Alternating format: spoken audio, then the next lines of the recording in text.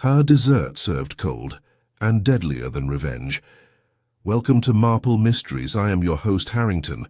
This mystery community is amazing.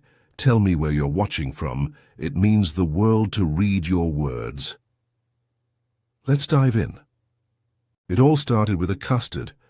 Not the metaphorical kind like some scheme cooked up and left to cool, but the real, jiggly, caramel-laced kind that belongs on dessert menus and Sunday brunch trays. The sort of thing that looks harmless until someone decides to stab it with a fork, and that's where we ran into trouble.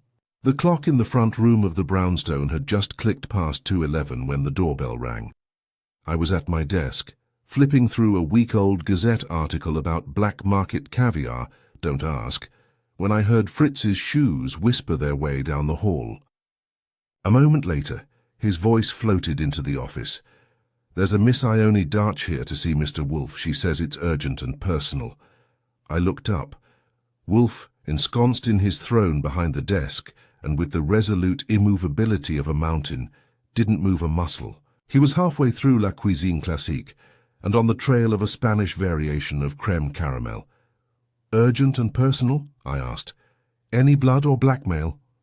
"Not that she mentioned," Fritz replied. Wolfe closed the book with a sigh heavy enough to displace air molecules. "Archie, bring her in." I went to the hall myself. Ione Darch was about 30, a brunette with a precision haircut that probably cost more than my last suit. Her eyes were the kind that kept scanning the edges of a room as if they expected someone to jump out and serve a subpoena. She wore red, which usually means confidence, but I figured in her case it meant desperation in disguise. "Miss Darch," I said with my best "you're safe now" smile, "this way." She followed me in, gave Wolfe a once-over, and sat. Wolfe didn't rise naturally, but he did incline his head the necessary quarter-inch. "Miss Darch," he said, "speak." "I'm not sure how to put this," she said. "I know how ridiculous it sounds, but I think someone tried to poison me with a dessert. Now, I've heard people claim all kinds of things in that office, hexes, hypnotism, homicidal toddlers, but this one took the cake, or the flan, as it were." "A dessert," Wolfe repeated. "You're alive, evidently. Was it lethal?" "No," she said. "Not exactly, but it was meant to scare me, humiliate me." "Miss Darch," Wolfe said without a trace of curiosity in his voice, "I have no interest in your emotional equilibrium. If someone jostled your pudding or sent you an insult in the form of whipped cream, I suggest a therapist, not a detective." "It was at a dinner party," she said quickly. "I run a small event business, gourmet culinary experiences for private clients, tastings, chef showcases, curated menus. My latest event was at the Pennington Club, 7 courses, each dish designed by a different chef. I hired them, vetted them." "And the flan?" Wolfe asked. "The final dish," she said, "a blood-orange flan by Chef Luca Barzini. But when the staff went to serve it, half the molds had been tampered with. They collapsed, soured. One of them exploded." I raised an eyebrow. "Exploded? I mean, it bubbled violently, like it was fermenting, like something inside was alive." "Good God," I muttered. "Sabotage by science project," Wolfe grunted. "Go on." "One guest bit into his and claimed it tasted like gasoline. Another was sure hers had bleach. No one was seriously harmed, but my reputation, my business, is ruined. Photos are everywhere. The flan that fought back. That's what they're calling it." Wolfe's left eyebrow made the long journey up. He was interested now, though he didn't say it out loud. I knew the signs. Fingers steepled, eyes closing. Slowly, and that peculiar silence that meant gears were turning under the mountain. "I want to know who did it," she said. "And why. I don't care about police. I want facts, quiet facts, and I want to know if it was personal." That last part hit the air like a clove in cream sauce, unexpected and a little too sharp. "Why would it be personal?" Wolfe asked. "I think someone meant to ruin me, not just the event. Me." I took out my notebook. "Okay, let's start with the names. Guests, chefs, staff, anyone with a grudge? She took a breath, reached into her bag, and handed me a list. The chefs were all local stars. Barzini, Meilincho, Frederick Graf, Yasmin Toma, plus the sommelier, the mixologist, and the host, Arthur Pennington. I skimmed the names. It read like a menu and a social ladder all at once. Anyone on here have a reason to want you discredited? I asked. She hesitated. Maybe. Arthur and I dated briefly, badly. Chef Graf once accused me of stealing one of his menu ideas, and Yasmin Toma, we've had issues. That was vague enough to guarantee follow-up. I see, Wolfe said. He opened his eyes and looked directly at her. Miss Darch, if I take this case, it will not be to salvage your reputation. It will be to identify the truth. Who tampered with the Flan, and for what purpose? Whether or not you like the answer. She nodded. Understood. Then leave your list. Mr. Goodwin will contact you, that will be all. She rose and left, her heels clicking like a countdown. When the door shut, Wolfe looked at me. You will begin with the chefs. I want to know their histories, egos, ambitions, and personal vices. Particularly Barzini. A man who ruins custard may be capable of more. I grinned. You just took a case about sabotage dessert. You know that, right? He closed La Cuisine Classique again, this time with deliberate grace. Archie, there are two things one should never tamper with. A man's food and a man's mind. Someone has meddled with both. Go. And that's how it started, with flan, forks, and just enough foul play to crack open the piece of the brownstone. By the time I made it back from escorting Miss Darch out, Wolfe had swiveled slightly in, his chair, the equivalent of a standing ovation for him, and was eyeing the flan list with the same detachment a zoologist gives an animal that might be venomous, but also interesting to dissect. I crossed to my desk, dropped into the chair, and waited for the next decree. You'll begin with Barzini, he said. He's the most proximal to the offense. The dessert bore his name, and with it, his reputation. Got it. I'll poke the flan guy first. After that, the others. But Graf and Toma deserve particular scrutiny. Note Miss Darch's tone when mentioning them. She skirted detail, but her pauses were informative. She sounded like she was sitting on a powder keg with both of them. Wolfe nodded faintly, then reached for the bell to summon Fritz. That meant he was settling into stage one of his investigation cycle: contemplation, food, and a slow roast of human motives. I pulled my hat from the rack and made my way out.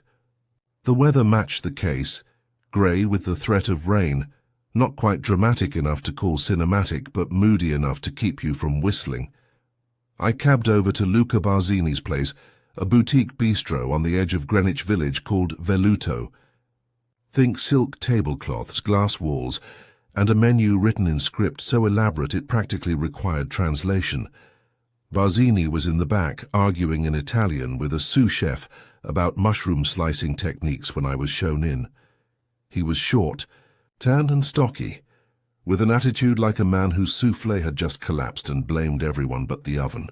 Chef Barzini, I said after he finished stabbing the air with a knife-shaped tirade, my name's Archie Goodwin. I'd like to ask you about some dessert that made a scene at the Pennington Club. He stopped, gave me the once-over, and exhaled through his nose. If you came for an apology, tell Ione to stuff it with almonds and bake it at 350. I'm not grovelling over flan. I'm not here for grovelling. I'm here because you're the man whose name was on the flan that, according to witnesses, tried to commit felony assault. He grunted and flicked his towel over his shoulder. I made the flan. I tested it twice. The molds went out perfect. What happened after that isn't on me. Who touched it after you plated it? No one was supposed to. I handed it off to the waitstaff under direct instruction. But I only insisted on rearranging things. Presentation, timing. You want a suspect, look at her. That's rich. She's the one who got publicly humiliated. Barzini narrowed his eyes. She humiliated me first. You know what she said at rehearsal? This is good, Luca, but can you make it less? Ethnic? I should have walked, but no, I stuck around because exposure matters, until someone sabotaged it. You think it was intentional? Of course it was. You think flan sours in under an hour without help? Someone tampered with it. One of the chefs, probably. Graf's a bitter old goat. Yasmin hates sharing a kitchen. Ask either of them how much they liked being part of a group. I asked a few more questions, got some vague answers, and jotted it all down. On my way out, I noticed something odd. One of the prep cooks had paused in the doorway, listening in. Young guy, mid-20s, tall, with a ring through one ear and a posture that said he didn't want to be seen, but couldn't help being curious. When he realized I'd clocked him, he vanished back into the kitchen like steam. I made a mental note and headed over to the Pennington Club to do a little recon before the trail cooled. The club itself was an old brownstone in disguise, colonial facade thick with ivy, hiding a cavern of polished wood, leather chairs, and the scent of old money. A man named Sedgwick, who introduced himself as house coordinator, led me to the dining salon where the culinary bloodbath had taken place. The Flan incident, he said, pursing his lips like he'd just tasted a bad port. Unprecedented. The molds were kept in the service fridge right here, chilled to regulation. Locked? Technically, yes. But 6 people had the key, including myself. Anyone poking around who shouldn't have been. He hesitated. Chef Toma and Chef Graf had an argument about counter space, and Ione Darch disappeared for 20 minutes before the dessert course, said she was checking plating arrangements, but no one saw her until it was time to serve. That was interesting, especially since she hadn't mentioned it herself. Thanks, I said. Mind if I take a look at the service fridge? He led me to it. Standard industrial build, tight seal, nothing obviously amiss, except one shelf bore faint pinkish smears, like something sticky had been hastily wiped off. I took a photo with my phone and made a note to ask Fritz if he recognized the texture or residue. I had a hunch Wolfe would enjoy a chemical puzzle along with his lunch. I got back to the brownstone just before dinner. Wolfe was in the dining room, facing Fritz's latest culinary marvel, a plate of guinea hen with chanterelle stuffing and truffle oil so potent it practically filed a tax return. I gave him the rundown between bites. Barzini claims sabotage, thinks Graf or Toma had motive. And Miss Darch? She left out a key detail. She disappeared before dessert. Plenty of time for mischief. Wolfe frowned. She's concealing something. Not necessarily guilt, but shame. Or fear. That fridge might hold a clue. There was a residue. He nodded. Have Fritz analyze it, and summon Saul Panzer in the morning. I want background on all 5 chefs, the host and Miss Darch, specifically incidents of rivalry, legal disputes, or romantic entanglements. He picked up his wine glass, sniffed, sipped, then set it down precisely. Someone treated food as a weapon. That is intolerable. It will be corrected. I leaned back in my chair, scribbled a few notes in my book, and waited for Fritz to bring dessert. With any luck, this one wouldn't fight back. Breakfast the next morning was quieter than usual. No clink of silverware, no idle bickering between Fritz and Wolfe about imported butter, and no complaints from Wolfe about the temperature of the orange juice. That meant only one thing. He was thinking. When Wolfe's appetite dulled, it wasn't nerves, it was calculation. He pushed his plate back after half a deviled egg and turned his bulk slightly toward me. Have you spoken to Mr. Panzer? Left a message last night. He called back this morning. He'll be here at 11. Good. Wolfe exhaled through his nose, which in his case was like a bugle call. You will take the interval to interview Chef Frederick Graf. Do not antagonize him unnecessarily. He has influence. Graf, I had gathered from the press and the murmurs of the food world, was what you got if you took a grizzly bear, taught it to sear duck to perfection, and gave it a Michelin star. His reputation in the kitchen was unshakable. His reputation with people was another matter entirely. I took a cab to his restaurant Graf House on the east side and arrived just as the lunch prep was gearing up. A host with cheekbones sharp, enough to slice pancetta, tried to shoo me away, until I mentioned I was doing a piece on the Flan fiasco. That got me seated in a side booth with a French press coffee until the man himself emerged from the kitchen like an armored tank in an apron. Graf was taller than I expected, with hair the color of steel wool and hands like ham hocks. He smelled like bay leaf aggression and stress. "Talk fast," he said, sitting opposite me without an invitation or a smile. "Sure, I'm investigating what happened at the Pennington event." "I figured. Everyone is." He crossed his arms. "Let me guess." Barzini pointed a greasy finger in my direction, more like a flour-dusted one. "He said you weren't thrilled to be part of an ensemble." Graf snorted. "No, I wasn't. I'm not a background player, but I didn't need to sabotage anyone. I brought my own plate and it got applause. But you and Ione Darch, there's some history there?" His lips compressed into a white line. "She stole a dish. 3 years ago. An amuse-bouche concept I'd developed.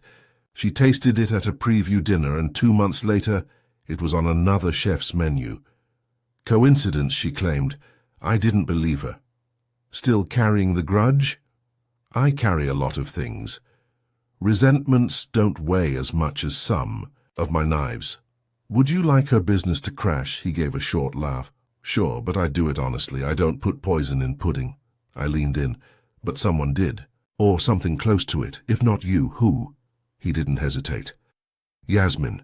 She's got the ego of a monarch and the subtlety of a landmine. She hated that Luca got the final course. Dessert's the crown jewel in these events. She wanted it. She's not above sabotage. Do you think she'd risk ruining her own dish just to destroy his? She might have found a way to taint his without touching hers. Ask her about her special syrups. She always carries flavor concentrates. Something might have gotten added, intentionally or otherwise." "Intentionally or otherwise," I repeated, filing the phrase in the maybe pile. I left Graf House with more smoke than fire, but the way he spoke about Toma was interesting. There was real bile there, not just suspicion, but personal disdain. Back at the brownstone, Saul Panzer was already in the office. Wolfe's most trusted outside operative looked the way he always did. Average height, average build, and a face so forgettable he could probably rob a bank and walk out unnoticed, which, incidentally, made him the best private eye in the business. Saul had folders spread across Wolfe's desk, one for each person involved in the Pennington affair. Wolfe gestured me in and Saul started his summary. Barzini's clean, professionally. Personally, he's got a temper. Couple of complaints about verbal harassment in kitchens, but nothing legal. Lives alone, doesn't drink, likes cigars. Wolfe waved a finger. Irrelevant unless used as ignition. Graf's had a few lawsuits, one from a former sous chef, another from a rival he allegedly slandered. Both settled quietly, big on proprietary recipes, paranoid about theft. Expected, Wolfe murmured. Now, Toma, this one's complex. Saul slid her folder forward. She's talented, ambitious and connected. Worked in Paris, studied. In Tokyo, makes a lot of noise about fusion. She also had a personal relationship with Ione Darch, romantic, brief, and allegedly bad. That made Wolfe open his eyes fully. I blinked. That didn't make Miss Darch's highlight reel. No, but it explains the tension in her voice, Wolfe said. Continue. Yasmin's ex-business partner filed a complaint last year, claimed she tampered with a recipe during a joint event to make the partner look bad. No proof. The partner backed off after a payment. Might have been hush money. That, Mr. Goodwin, Wolfe said, is a pattern, Saul continued. Arthur Pennington, the host, moneyed, discreet, and risk-averse.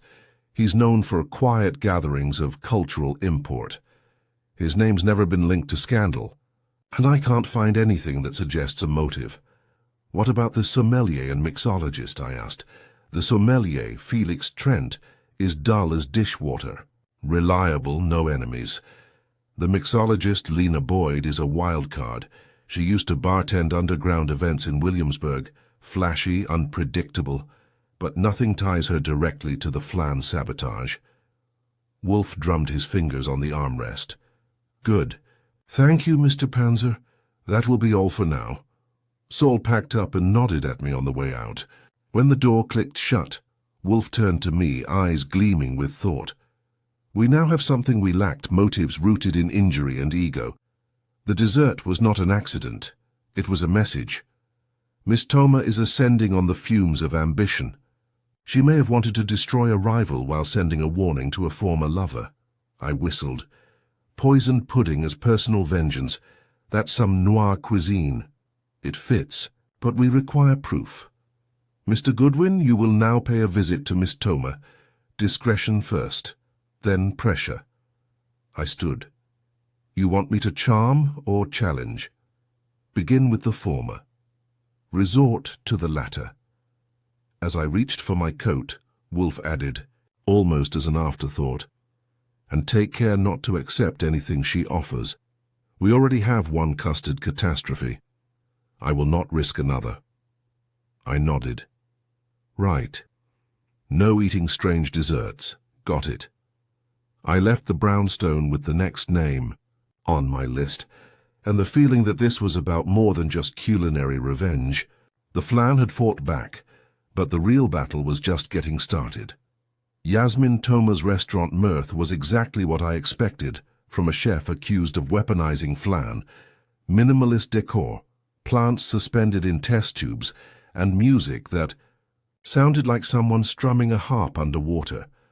The hostess gave me the look reserved for walk-ins wearing suits that didn't scream Scandinavian tailoring, but I told her I had an appointment, gave her my name, and waited by a wall of dehydrated citrus art until Miss Toma emerged.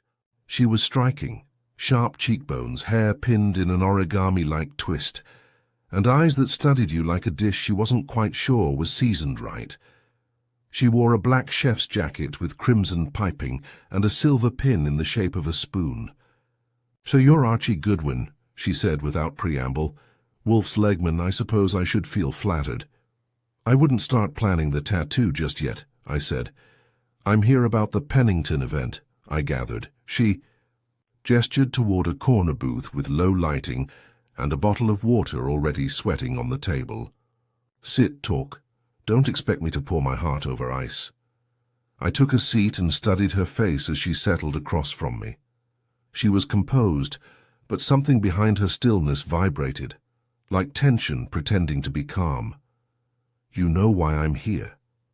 To ask if I sabotaged Luca's Flan, and why I might want to embarrass Ione Darch. You forgot, and whether I'd do both at once." She smiled, but it didn't reach her eyes. "I didn't ruin the dessert. I didn't tamper with anything. I came to cook, not commit culinary terrorism.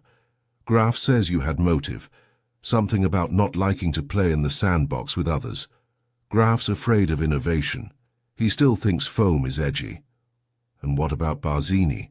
She rolled her eyes. "His ego is even louder than his garlic. He made a spectacle of himself the whole evening, argued with the waitstaff, bragged about his heritage touch. If anyone had a meltdown waiting to happen, it was him. And yet it was his dish that exploded." She leaned forward. "Yes, it was. That's exactly why I wouldn't have touched it. Do you think I'd be stupid enough to risk my standing by sabotaging another chef's dessert? Especially at an event full of food critics and bloggers with cameras for fingers?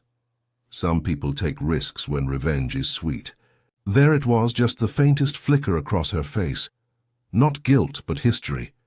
"You and Ione had a relationship," I said. Her mouth flattened.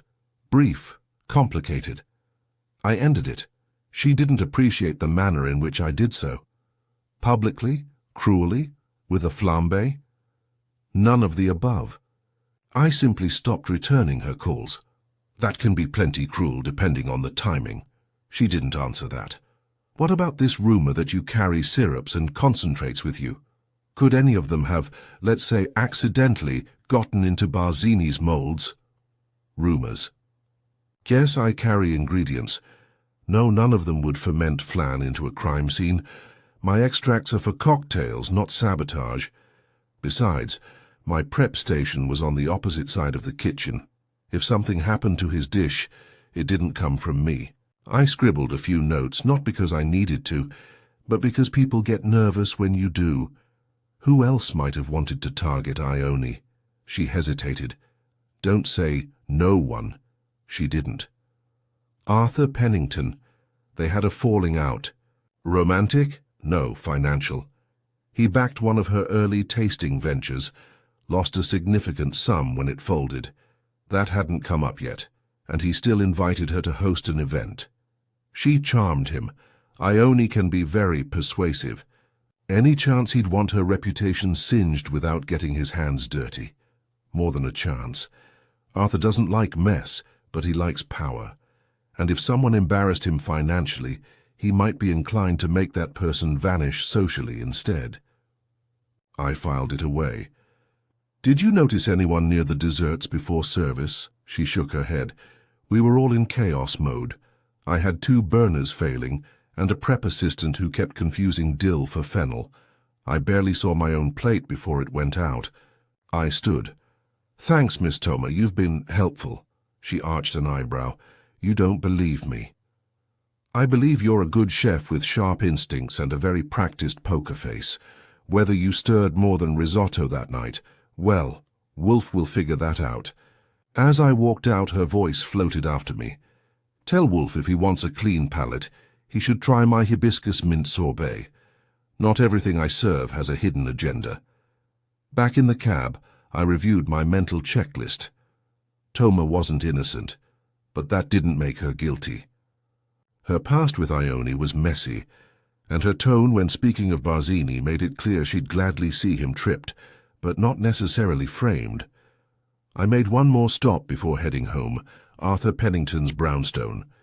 The doorman said he wasn't seeing visitors. I left my card with urgent, scribbled in red ink, and returned to our own hallowed ground, Wolfe's brownstone, where Fritz's roast chicken was already perfuming the downstairs like an offering to the gods. Upstairs, Wolfe was in his chair, a fresh bottle of beer within reach, and a scowl ripening beneath his eyes. Report, he said. Toma admits the past with Ione, says she ended it, claims no motive to sabotage Barzini, too risky, but she pointed a finger at Pennington, said he lost money on Ione and may want payback. Humph. She also confirmed she carries syrups but denied tampering. No strong alibi, no smoking flask. She is too clever to leave smoke, Wolfe murmured, but there may be fingerprints. I tossed my notebook on the desk. One more thing. Graf, Barzini, and Toma all accuse each other. Nobody wants to claim a motive, but everyone seems glad Ione got taken down a peg. Wolfe nodded once. Excellent. Then the time has come. For what? To disturb the dust. You will arrange meetings, quietly. I want to hear from the waitstaff at the event, specifically who handled the desserts and who was seen where. I'll start with the woman who plated the flan. Wolfe closed his eyes. Good. The one who sees the least is often the one who saw the most. We are nearly there, Archie. This offense was not just about food. It was a message, and someone thought Wolfe would not read it. He opened his eyes full of gleam. They were wrong. The following morning I had a hot list and a hotter coffee. Wolfe had given me marching orders in his usual crisp tone: locate and interview the waitstaff who plated the doomed flan. His theory, which he hadn't explained in full, he rarely does until he's polished it to a shine, was that whoever tampered with the dessert hadn't done it during prep, but during the final phase, when it was most vulnerable and least supervised. My first call was to the Pennington Club. The house coordinator, Sedgwick, remembered me and wasn't thrilled. but a few references to police involvement and a vague allusion to civil liability got him to cough up a name, Delia Masters, one of the service captains that night. She'd handled dessert distribution and had, according to him, a nearly pathological sense of order. Sounded perfect. Delia agreed to meet at a coffee shop in Murray Hill between lunch and dinner shifts. She arrived 10 minutes early and sat like a soldier, spine straight, hair tight, voice clipped. "I already told the club everything," she said before I'd even ordered. "Tell me again, I'm easier on the upholstery." She looked at me like I was either very clever or just another complication in a week of bad Yelp reviews. But she talked. We kept the flans refrigerated until 15 minutes before service. I moved them from the cooler myself. They were in tempered glass molds, identical, clean. I lined them up on the plating counter and started unmolding. "Anyone helping you?" "Yes. 2 runners, Mark and Julie. They brought garnishes, orange zest, candied peel. Barzini left strict instructions. No deviation." "And did anyone touch the flans besides you?" She hesitated. "Julie said she saw something strange. A man near the dessert trays. Said he looked like kitchen staff, but she didn't recognize him. That perked me up." "Describe him." "Tall white coat, no name tag. Dark hair, ponytail." That didn't fit any of the chefs I'd met. Certainly not Barzini, who wore his name on his chest like a medal. "Did Julie confront him?" "No, he disappeared before she could. We assumed he was someone Barzini brought along." "And the desserts? When did you notice something was off?" "As we plated them. Some of the flans held, some collapsed, one was bubbling." "Could you tell if the sabotaged ones were from the same batch? Same tray?" "They were all from the same cooler shelf, but we didn't notice a pattern until it was too late." I finished my coffee and looked at her. "One last question. Did Ione Darch seem off, distracted, nervous?" Delia frowned. "She was late getting back to the kitchen before dessert. Said she was checking on guests, but she looked rattled, sweating, and no one saw what she was doing during that time. Not that I know of. I thanked her and left a generous tip for the table, though the coffee had tasted like regret. I made a quick call to Wolfe, filled him in, and then turned my attention to the runners. I tracked Julie down at a bar where she pulled pints when she wasn't ferrying desserts. She confirmed Delia's story, right down to the ponytail. "He was just there," she said. "Gloved, calm. I thought he belonged, but then he vanished." "And you didn't report it?" "Things were chaotic. I didn't realize anything was wrong until the screaming started. By then he was gone. I filed that under too convenient. I had a mystery man in a chef's coat, a fridge shelf of rogue desserts, and a guest of honor with a past full of quietly severed ties. Wolfe, I knew, would want more than shadows and hearsay before making his move.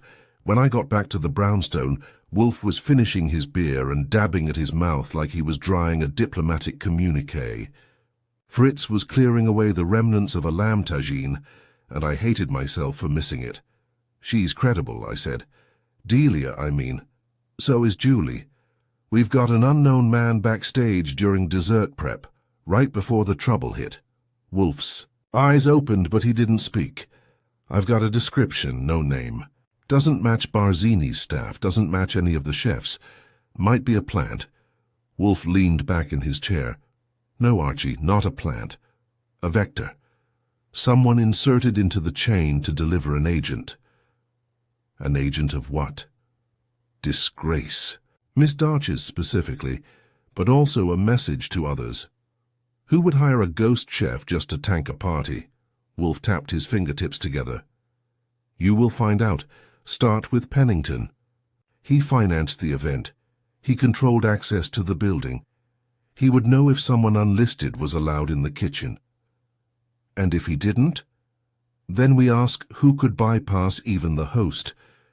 It took some cajoling and a bluff about leaked footage of the disaster.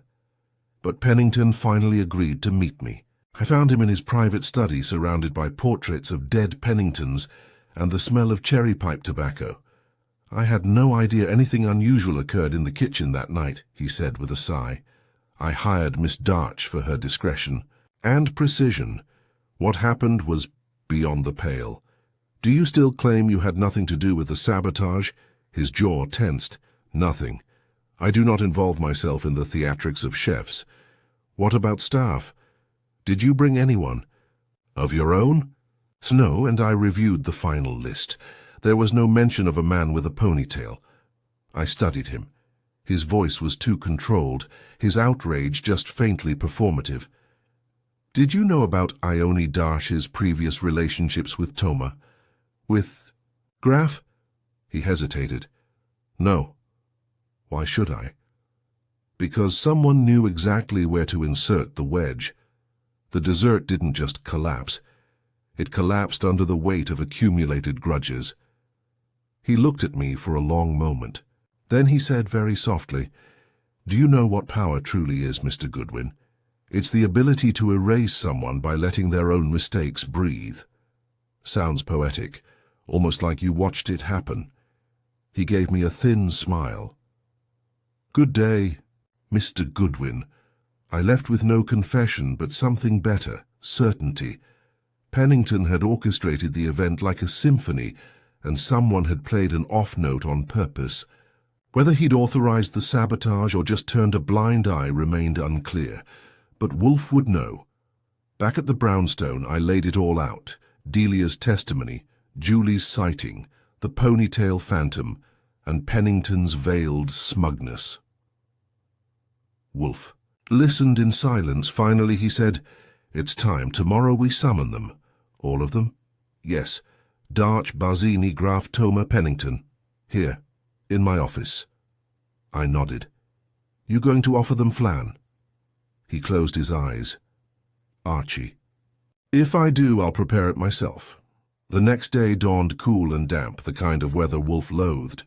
Rain had tapped the city all night, and the brownstone's windows wore a misty film that Fritz was already wiping when I came down. Wolfe naturally had not stirred from his plant rooms, where he could sulk in chlorophyll-saturated silence. While orchids got the attention people rarely earned, we had a full docket ahead. Wolfe had instructed me the night before to contact each of the key players, Miss Darch, Barzini, Graf, Toma, and Pennington, and schedule them for a gathering in the office, 1 hour apart, staggered, so that each could be confronted, contained, and released before the next arrived. "A parade of suspects," I'd said. "Not a parade," Wolfe corrected me. "Her sequence, precision matters." At 10 a.m. sharp, Miss Darch was first. She arrived in a navy wool dress, high collar, hair pulled tight. Whatever warmth she had mustered on our first meeting was gone now, replaced with something more brittle, guilt. Maybe, but with Ione Darch, guilt always wore perfume and denied everything. "I assume you've made progress," she said as she took a seat. "That depends on how you define progress," I told her. "We've ruled out natural causes. The Flan didn't self-destruct."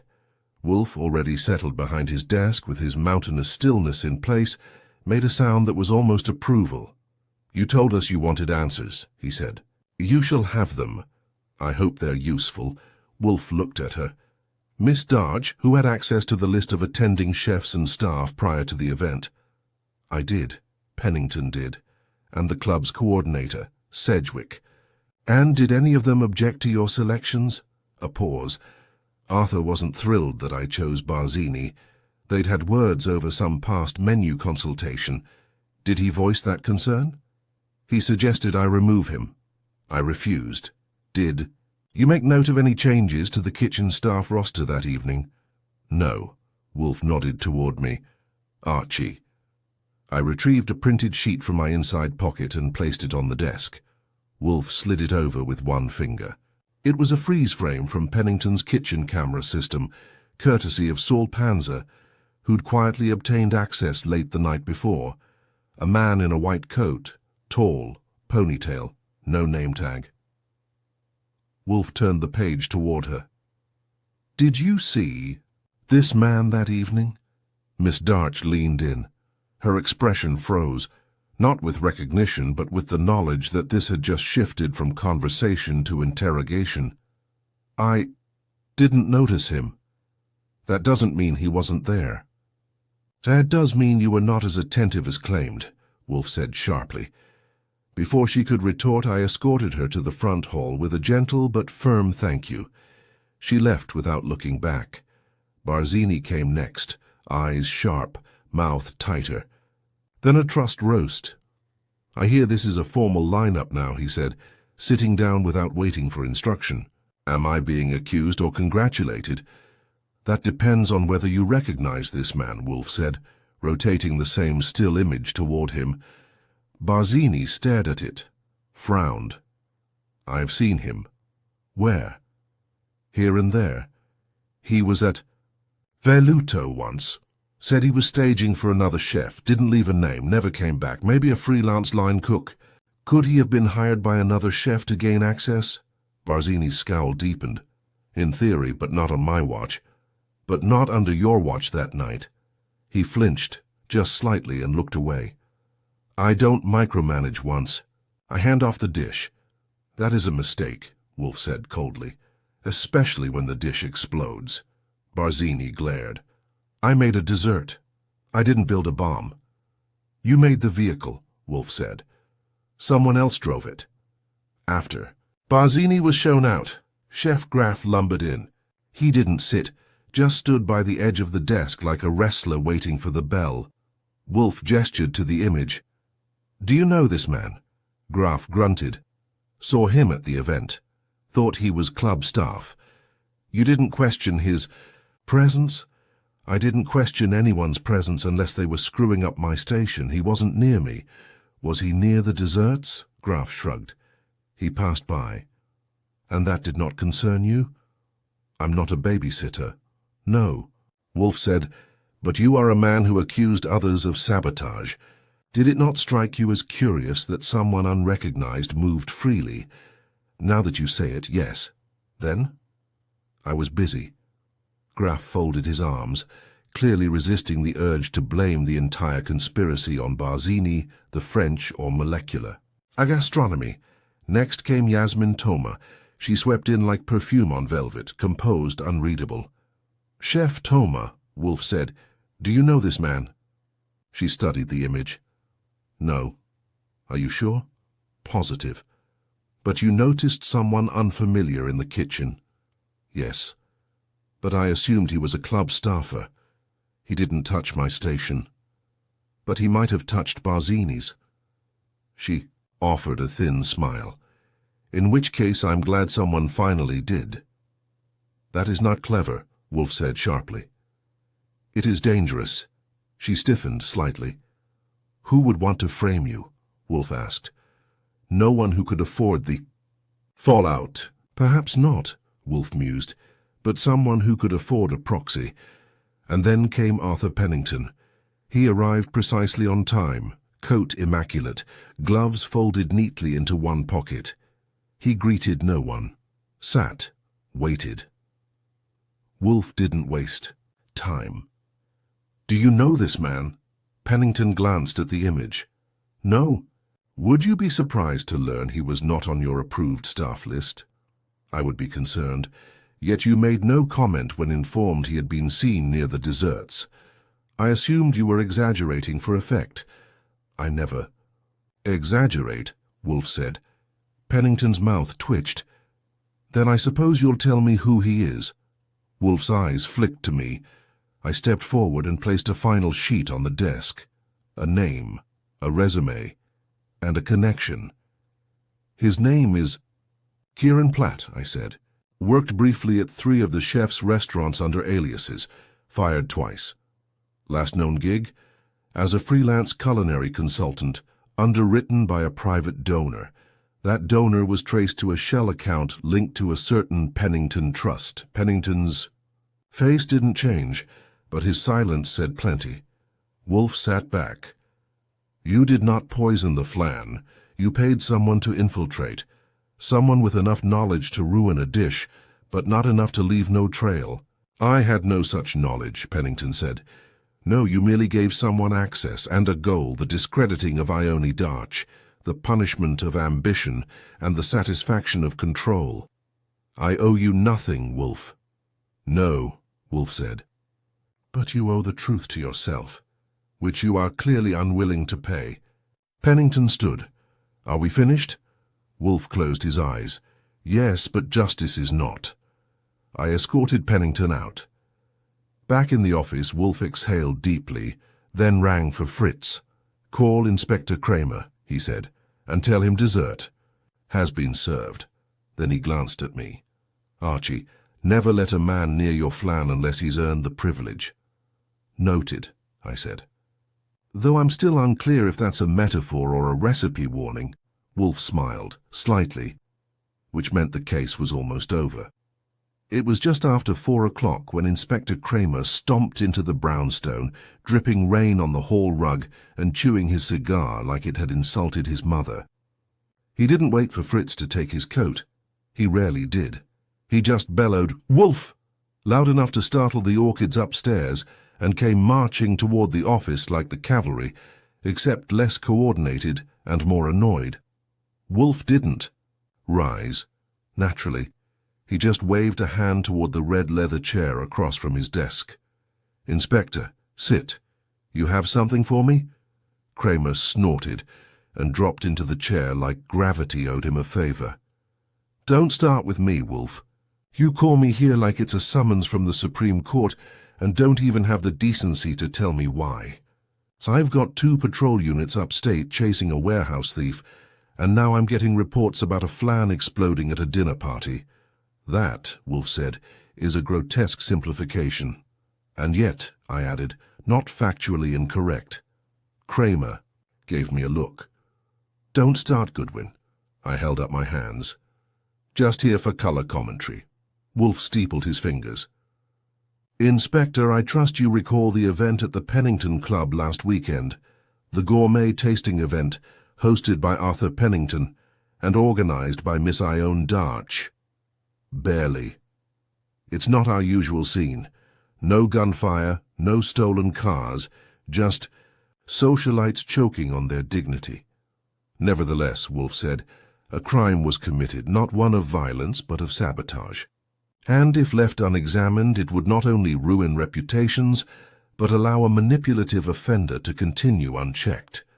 Kramer grunted. "So you've cracked the case of the misbehaving custard?" Wolfe ignored that. "The dessert prepared by Chef Luca Barzini was tampered with. Not at the point of preparation, but in the crucial window between refrigeration and plating. A man unknown to staff and unauthorized on official rosters was observed in the kitchen wearing a chef's coat and gloves. He was later identified, thanks to Mr. Panzer's inquiry, as Kieran Platt." Kramer squinted. "That name means nothing to me." "It wouldn't," I said. "He's a floater, hops between kitchens under different names, fired repeatedly for unprofessional behavior, including an incident at Graf's place involving a misfired creme brulee torch. Last seen working quietly under the umbrella of an unlisted donor, traced to an account managed by Arthur Pennington's trust," Wolfe continued. "Kieran Platt was a paid vector. He infiltrated the event's back-of-house, doctored the flan, and vanished before the guests discovered the sabotage. The intent was to ruin Miss Darch, publicly and irreparably." Kramer sat forward, the chew slowing on his cigar. "Pennington? You're saying a guy like that paid for this circus?" "Yes," Wolfe said, though I doubt he anticipated. "It would resemble a circus. His tastes are more surgical." "Why?" "A mix of revenge and reputation management. He had a financial falling out with Miss Darch. She ignored his suggestion to cut Chef Barzini from the roster. Instead of letting the event succeed, he arranged for it to implode. Quietly from within." Kramer rubbed his forehead. "You've got proof?" "Financial trails, testimony from staff, surveillance images, and Platt's name in connection with prior kitchen infiltrations." "We don't have Platt in custody." "You will," Wolfe said. "He's currently residing in a rent-controlled apartment in Astoria. Mr. Panzer has the address." Kramer gave a slow exhale. "Damn you, Wolfe." "You're welcome," Wolfe said, lifting his beer to his lips. Kramer stood, paced once, then pointed the cigar in my direction. If this falls apart, if we can't get this guy to confess, if Pennington shuts it down with lawyers, this is on you." "Glad to be on your radar, Inspector," I said. Kramer turned and stomped out without another word, muttering something about Flan and the collapse of Western civilization. When the door closed, Wolfe sighed. "I dislike him," he said, "but I do admire his punctuality." "So," I said, settling into my chair, "let's review. Barzini's pride got roasted. Graf's paranoia was justified. Thoma's ambitions remain untarnished. And Pennington Hodite has overplayed his hand," Wolfe finished. "He assumed delicacy would shield him, but people who use others as instruments often forget that instruments sometimes whistle." "You mean Platt?" "A man willing to ruin a dessert for money will also betray the hand that paid him, given sufficient pressure." I leaned back. "You think Kramer can get it out of him?" Wolfe nodded once. "With the proper incentive, yes. Though the legal consequences for Pennington will be minimal. The moral stain, however, that will remain." "And Darch?" "She's culpable in her carelessness, but not guilty of the crime." I stood and stretched. "What now? Do we tell her she was sabotaged by a man she once dated and a host she once disappointed?" "No," Wolfe said. "We let Kramer do his job, and we return to ours." Which, in this house, meant dinner. Fritz had prepared a wild mushroom risotto so rich it could have run for office. Wolfe ate slowly, thoughtfully, and said little. When dessert arrived, poached pears in spiced wine, he looked at me. "No custard." I said. "Good," he replied. "I've had enough of eggs behaving badly." Later that night, as I filed notes and straightened up, Wolfe spoke again. "Archie." "Yes?" "There is a unique vulgarity," he said, "in turning food, an object of beauty, of labor, of joy, into a weapon. It offends me more than violence." I nodded. "I figured that's why you took the case." He grunted. "No, I took the case because someone assumed I wouldn't." I smiled. "And that's why they lost." He didn't. A reply. He didn't have to. It was the day after the parade of suspects and the quiet storm that followed. The brownstone had resumed its natural rhythm, meaning Wolfe had resumed his strict schedule. Fritz was humming in the kitchen while preparing something involving duck and tarragon, and I was back at my desk sorting the debris. Kramer had hauled in Kieran Platt late the previous night. Saul, always a step ahead, had waited across the street with binoculars and a folded sandwich, just to be sure. Platt hadn't gone quietly, but he'd gone, and Wolfe was confident that, once Kramer applied, his usual mix of interrogation and implied prosecutorial doom, the young saboteur would talk, especially if given the choice between a deal and a cell with a toilet bolted to the wall. I was flipping through the final pages of my notes when the doorbell rang. Fritz answered, and a moment later he appeared at the office door looking grave. "Enough to announce a funeral. Miss Darch," he said simply. I looked up. "Didn't expect her back." Wolfe didn't look up from his book. "Show her in." She entered looking different, less composed. Her hair was down, jacket creased, and the veneer of invincibility had been replaced with something closer to vulnerability. She didn't sit right away, and that alone was a bulletin. "I saw the news," she said. "The arrest." Wolfe inclined, his head. Yes. So it was true. Someone sabotaged my event, my career. And it was Arthur. Her voice cracked on the last syllable. "We cannot speak to the judicial outcome," Wolfe said. "Only to the facts." She lowered herself into the chair like the air had thickened. "I didn't think he wouldn't. He funded my first event. He backed me, and withdrew that backing when your decisions displeased him," Wolfe said. "He believed that a quiet disgrace would serve as both punishment and example. He misjudged two things. One, that his proxy would be invisible. Two, that I would ignore it. She looked up. Why did you take this case? Wolfe shut the book and set it down. Because someone committed a philosophical crime. They reduced food to a tool of destruction. They insulted the sanctity of preparation. They corrupted a pleasure meant to unite. And, he added, because they thought I was too lazy to notice. She blinked. I owe you more than a fee. You owe us nothing, Wolfe said, except candor. I cleared my throat. If I may, there's one piece you still haven't filled in. That 20-minute window before the dessert was served. You left the kitchen. Everyone noticed. What were you doing? She winced, trying not to cry. I had just found out that Arthur was bringing in his own photographer, one who specialized in restaurant disasters. He didn't tell me. I only learned from a waiter who overheard him bragging to a guest about a calculated ending. I left the room to gather myself. And you didn't mention this before? I didn't think it mattered. I didn't want to seem hysterical. I nodded slowly. That explains why you looked flushed, Delia noticed. I was humiliated before the sabotage even started, she said quietly. I didn't imagine it could get worse. But it did, Wolfe said. She stood, tugged her coat into place, and looked around the room like she was seeing it for the first time. Thank you, both of you. Wolfe made a non-committal sound. I walked her out and closed the door behind her.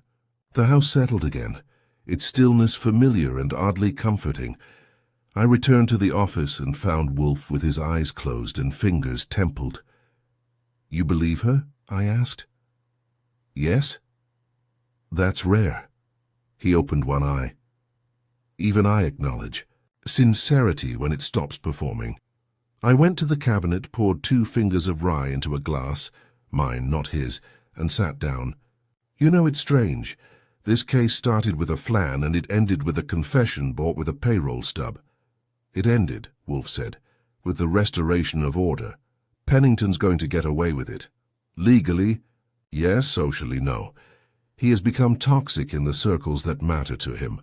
Reputations can die faster than people. And Platt? He'll cooperate.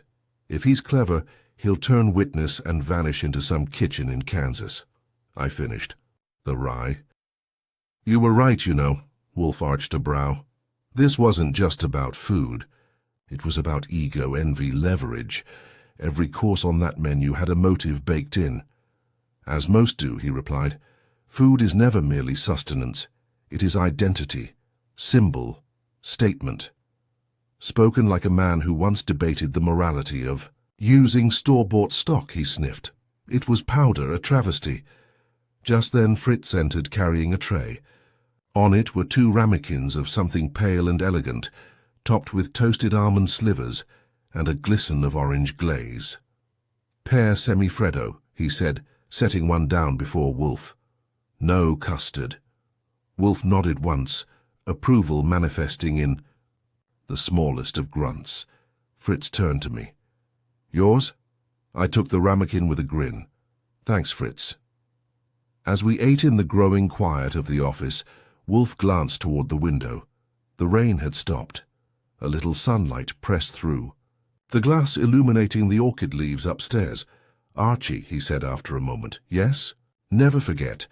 The true crime was not the sabotage. No. It was the assumption that taste could be manipulated without consequence. I raised my spoon. 2 consequences, then. He clinked his against the rim of his ramekin. The silence that followed wasn't final exactly, but it was enough. Almost. The next morning the brownstone was practically humming with quiet satisfaction. Wolfe was in rare form, not gloating, not smug, but floating on that serene air of justice fulfilled. The orchids upstairs were being misted. Fritz was whistling a Bach cello suite in the kitchen, and I was putting the finishing touches on my report when the phone rang. I picked it up. Nero Wolfe's residence, Archie Goodwin speaking. Mr. Goodwin? The voice on the other end was cautious, female, with that clipped East Coast polish you hear in gallery guides and college deans. This is Lenora Gage. I was... Arthur Pennington's business associate. I raised an eyebrow. Wolfe, behind his desk with his morning beer untouched, looked up. Go ahead, I said. You've got my ear. I understand you were involved in the investigation around the Pennington Club incident. That's putting it mildly. What's on your mind? I'd like to meet, discreetly. I believe I can provide information that would interest Mr. Wolfe. I cupped the receiver. Woman on the line claims to be Pennington's former associate, wants to talk. Wolfe gestured. Arrange it. Here, in an hour. I relayed the time and address. Miss Gage agreed and hung up, with a politeness that bordered on mechanical. Exactly 1 hour later, the bell rang. She arrived looking the part. Tall, grey-streaked hair pulled into a low knot, trench coat draped over a perfectly pressed slate dress, and a face that had seen too many boardrooms and not enough daylight. Fritz led her in, and she sat with minimal ceremony. Mr. Wolfe, she said. Mr. Goodwin. Wolfe inclined his head. Speak, Miss Gage. She didn't waste time. I've worked with Arthur Pennington for 9 years, mostly on philanthropic initiatives, cultural funding, urban food grants, that sort of thing.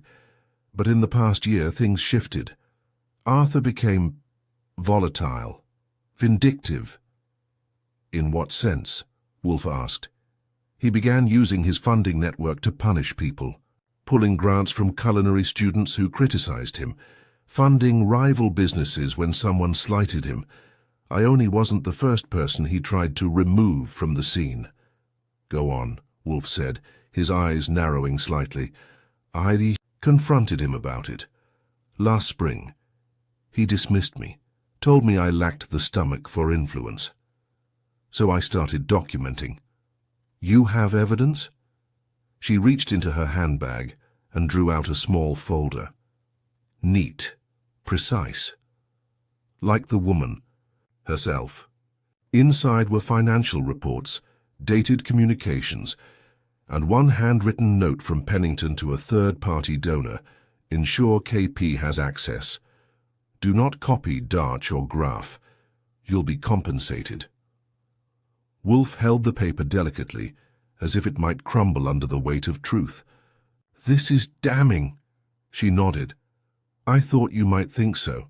I'd kept quiet until the arrest, but now that Platt's in custody and Arthur's name is likely to surface, I want it known that I tried to stop it. I stepped forward. Why bring this to us and not the police? Because I trust discretion, and because you already have the framework. This, she tapped the folder, completes it. Wolfe tapped a finger against the edge of the desk. Thank you, Miss Gage. What you've done was not obligatory. It was ethical. That's rarer than it should be. She stood. I've resigned from the Pennington Trust, and I won't be associated with his name again. I just thought you should know. She left with the same quiet dignity she'd entered with. I turned to Wolfe. Well, that puts the bow on it. No, he said, that puts the seal on it. I filed the folder, made copies for Kramer, and faxed one to Saul just in case. And then, just like that, the case passed into that sacred post-mortem phase Wolfe relished, the stage of reflection, dissection, philosophical winding down. That afternoon, as Fritz laid out lunch, a veal piccata that smelled like Tuscany's. Better days, Wolfe mused aloud. It is a curious thing, Archie. What is? How quickly the social predator cloaks himself in civility. Pennington wrapped his malice in etiquette, in selective philanthropy. He believed that cruelty delivered through correct channels would go unnoticed. Hard to get. Caught when you're smiling at Gallus. Exactly, but the fallacy is obvious. When you corrupt the act of nourishment, when food of all things becomes a weapon, it draws notice, it offends something primal. I think that's why this case bugged you so much. He chewed slowly. Yes, because it was quiet cruelty. Measured, calculated. That is the worst kind. We ate in silence for a few minutes. Afterward, I drifted into the office while Wolfe went to the plant rooms for his 4 o'clock ritual. The orchids were safe now. So was the brownstone.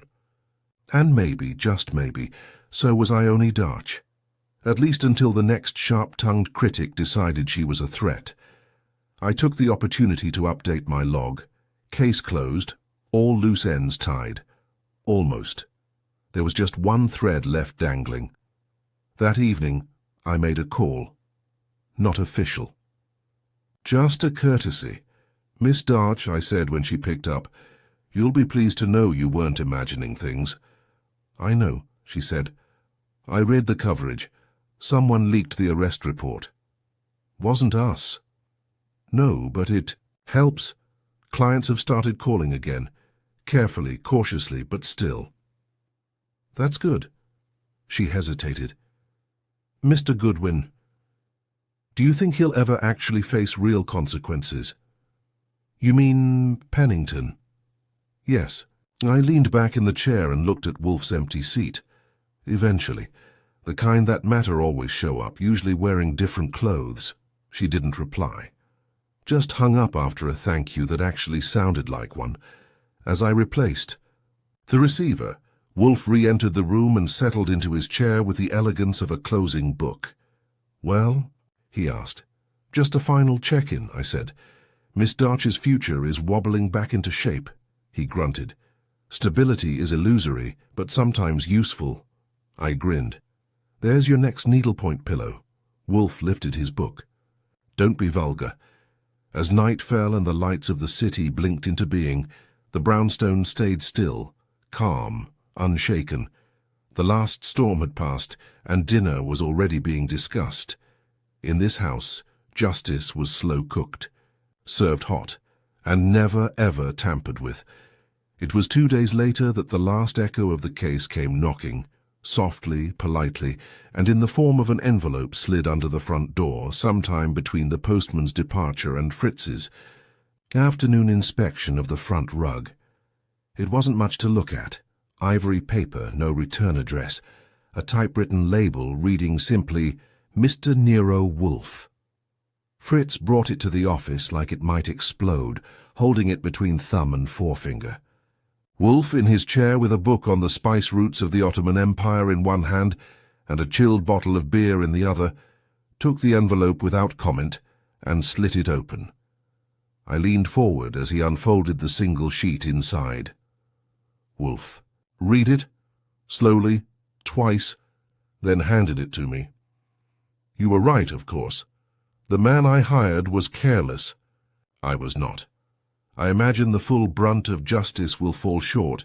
Lawyers have a way of padding the floor beneath men like me. But I am reminded now, thanks to you, that taste is a delicate thing. I won't forget that again. Do with this what you will. I no longer care." "A.P. Pennington," I said. Wolfe grunted. "So what's the angle? Guilt? Arrogance?" "Both," Wolfe said. "Men like Pennington don't expect to lose. When they do, they perform contrition as a final play." "Like seasoning after the food's gone cold?" "Precisely." I slid the letter into a file and added it to the folder labeled Darch Flan Affair. I just capped my pen when the phone rang again. 2 calls in 2 days from people not trying to sell us scented candles or invite Wolfe to speak at a culinary ethics forum. Clearly the world was off balance. This one was Saul. "Kieran Platt cracked," he said. He named Pennington directly. Sworn statement, audio recorded, signed and notarized. Kramer's giddy, well, his version of giddy. That involved yelling less? Mostly just less growling. He said to thank Wolfe for handing him a clean arrest. I relayed the message. Wolfe merely nodded. Saul continued, "Oh, and Platt's agreed to testify in any civil proceeding Ione Darch brings. Apparently he resents being the fall guy." I chuckled. Nothing like an unpaid accomplice with a wounded ego. When I hung up, Wolfe set down his book. "We're finished," he said. "You're sure?" "Yes." "Not even a postscript lecture on sabotage and custard?" Wolfe gave me a withering look, but it lacked heat. That alone was evidence of closure. By late afternoon, the clouds had parted. Sunlight streaked through the west-facing window, slanting, across Wolfe's desk, like a stage light. Fritz brought in a tray of bite-sized Gruyère gougère, which Wolfe consumed with the methodical precision of a man cataloguing the value of every ingredient. I flipped through my notebook one last time. "You." "No," I said. "I keep thinking about what Miss Darch said, that she didn't think sabotage was possible because the setting felt too refined, too curated." Wolfe raised an eyebrow. "Danger, Archie, wears what clothes it must. A silk napkin is no less capable of hiding a blade than a greasy sleeve." Poetic. True. I thought about Platt, about Pennington, about the sheer gall it took to weaponize a dinner party, and about the quiet fall of a man whose name used to carry weight on restaurant plaques and charity ballots. "So, what happens now?" "Now," Wolfe said, "the world continues. A few reputations shift. A few diners talk. And we file this one under what? Malice à la mode?" Wolfe didn't answer. He reached for his beer, took a long, measured sip, and stared at the fading sunlight with the placid contentment of a man who had identified the villain, exposed the method, and disturbed his daily life only as far as necessary. I turned back to my desk and began drafting the closing paragraph of the case summary. The Flan that fought back had started with dessert, but it had uncovered an entire meal's worth of deception. Pride, pettiness, professional sabotage, and the kind of targeted humiliation that didn't leave bruises. Only ruined reputations and scorched trust. In a world where chefs built empires out of flavor and spectacle, the idea that someone would use food to destroy rather than delight had left a bad taste in every sense. But Wolfe, as always, had sniffed out the rot, without ever leaving his chair. As I clicked my pen shut and closed the folder for good, Wolfe spoke one last time, not looking up from his page. "Archie." "Yeah?" "There is a difference between error and sabotage." I looked up. "I know. No, you suspect, you now know." I nodded. "That's fair." "Good," he said. "Now tell Fritz I'll take the cherry tart for supper. I'm in the mood for something that doesn't insult the senses." As I rose, I took one last glance at the wall where the orchids hung, unchanged, serene, immune to scandal and betrayal. They bloomed without fear. The rest of us could only try. It was a week later that the last chapter, figuratively and literally, closed. Kramer had his man. Kieran Platt had folded under pressure, naming Arthur Pennington with the desperation of a man who'd realized too late that the promise of a quiet paycheck came with a roaring consequence. Pennington hadn't been arrested yet, but the civil suit from Miss Darch had landed with the force of a cast-iron skillet, and his lawyers were working overtime to keep his name off every newsletter, food blog, and industry blacklist from here to Napa. Wolfe, for his part, had declined to gloat. He hadn't even made one of his customary barbed reflections on human nature, not for days, which meant he was thinking. That's always a dangerous time for mankind in general, but a satisfying one for me, since it usually means the next case won't involve splattered custards or pretentious philanthropists with a god complex. That morning, Fritz brought in a breakfast of sautéed mushrooms, fresh radishes, and poached eggs on toast points. Wolfe, who by now had resumed his equilibrium, grunted with approval. "Fritz," he said between bites, "this is restorative." Fritz inclined his head with the grave satisfaction of a man who could weaponize butter and herbs into spiritual healing. I finished my coffee and tapped my notes. "Well, boss, if this case taught us anything, it's that even Flan can start a war." Wolfe set his utensils down with deliberate care. "No, Archie, it taught us that people often mistake delicacy for weakness. The softer the symbol, the more brutal the betrayal when it's corrupted. Sabotaging a dish isn't merely culinary vandalism, it's a statement, a warning, an attack." He paused. "And worse, it's cowardice." That hit harder than I expected. Wolfe rarely gave motives emotional weight, but this one had clearly offended something fundamental in him. "I never liked Pennington," I said. all that quiet superiority. He ran his network like a stage manager, hiding behind curtains and pulling strings. Wolfe nodded. He believed in his own invincibility. It was the only belief he held sincerely. And Darch, a flawed woman, but not a fool. She learned the right lesson, which is that success built on charm must eventually answer to substance. He picked up his beer and held it near the light, as if looking for sediment in a bottle that had none. In the end, he said, those who seek to orchestrate disgrace find themselves playing alone. It is a melody that leaves no echo. I blinked. Okay, that one's definitely going in the quote book. Just then the mail arrived. Standard fare, a few catalogues, a polite invitation to some food historian's lecture Wolfe would never attend, and a heavy envelope addressed to me. I opened it. Inside was a short handwritten card. Mr. Goodwin, you once asked me if I thought Pennington would ever face consequences. Thank you for proving that sometimes the world still answers. I own no frills, just the facts. The kind of note you send when you've stopped trying to impress and started trying to live again. I passed it to Wolfe. He read it, and without comment, slid it under the corner of his blotter. Silence settled in. The good kind. The kind that means justice had been served, egos checked, and balance restored to a universe where dinner was sacred and dessert was never, ever to be tampered with. Later that evening, Fritz prepared a flan. A real one, blood orange glaze, vanilla bean base chilled to a perfect tremble. He set it down in front of Wolfe with a small flourish, like a conductor cueing the final note of a well-played symphony. Wolfe lifted his spoon, paused. I assure you, Fritz said. This one has not fought back. Wolfe took a bite.